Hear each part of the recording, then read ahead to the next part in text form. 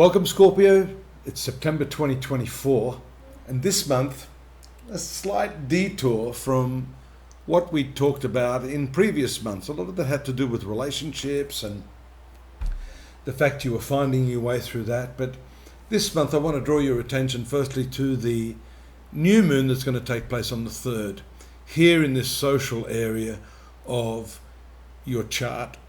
Virgo is the 11th house, which regulates your friendships. A new moon here means possible opportunities socially, meeting new people, making new acquaintances, and generally feeling pretty good about that. These acquaintances can relate to your career because the sun, which is part of that new moon phenomena, rules this 10th house, which is the career sector.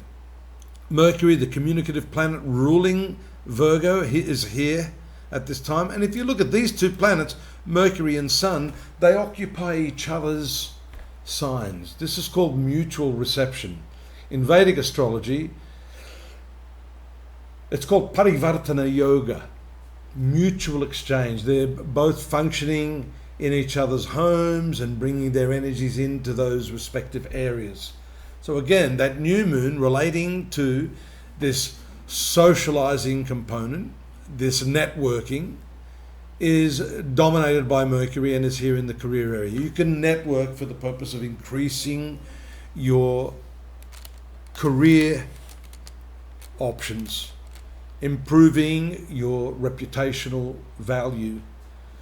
All of these areas of your life can do quite well right now. And the type of people you meet, especially younger ones, because Mercury is a younger person, we see it there sneaking in on the 10th, or is it that the 9th? The 9th actually. I have to look at those notes because sometimes I get ahead of myself here. And so this 11th house, as you can see, is very strongly triggered by the planets this month. And that is also going to play into this 5th house, because the 11th house, this zone of friendships, is right opposite this 5th house, which is more of an intimate type of relationship, love affairs, dalliances, creativity. All of these things are under the jurisdiction of this 5th house. And for you, Pisces is the sign of the zodiac that flavors this. It's like getting the caramel flavor in your milkshake. You get the Pisces flavor in your creativity. That means you are creative on a spiritual level. You want your creativity to have some impact on others in a spiritual sense. We see here the moon moves into this 5th house on the 17th, and on the 18th it makes contact with that retrograde Saturn, which I've talked about in the past, holding you back creatively in some ways. That's about to change. The eclipse, the moon, which rules your 9th house, is here in the 5th.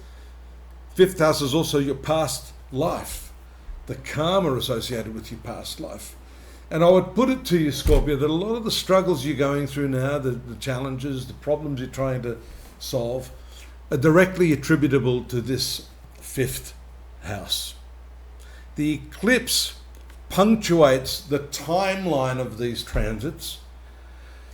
Saturn and Neptune even longer, long transit, 2.5 years Saturn is in this 5th house. So you've felt the impact of this for some time. And so the eclipse punctuates that. It really triggers all of those energies. It gives you insight.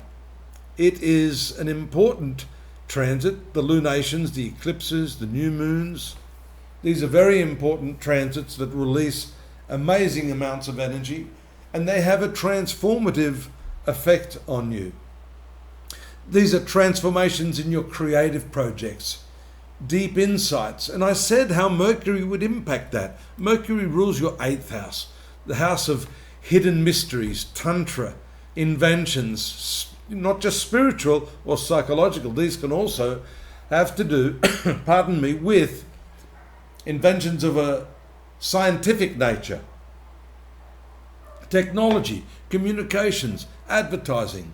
All of these sorts of areas are regulated by Gemini, which dominates this 8th house and influences the eclipse here on the 18th. It also has to do with a reevaluation. A reevaluation, especially because you've got the retrograde planets here, Neptune, Saturn, and then that lunar eclipse takes place here. It's a reevaluation of the way you create, how you create.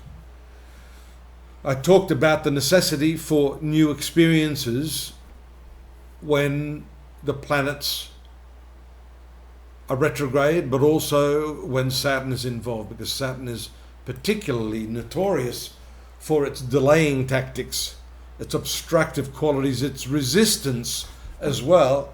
And so a lot of you will find that the reason for the troubles that you've got in this domain of your life, this area, is directly attributable to your resistance. More about that next month. I'm going to direct you over to the site, astrology.com.au. You're going to find a lot more information on this month, this week, today, this year, daily, weekly, monthly, and yearly readings. So you can contextualize what I've said today. A bit of a quick synopsis, but hopefully helpful to you. Do subscribe, press our like button, help us along on the channel. Drop me a note if you need to. I'll be here next month. I hope you'll join me again. Good luck. Take care. Bye-bye.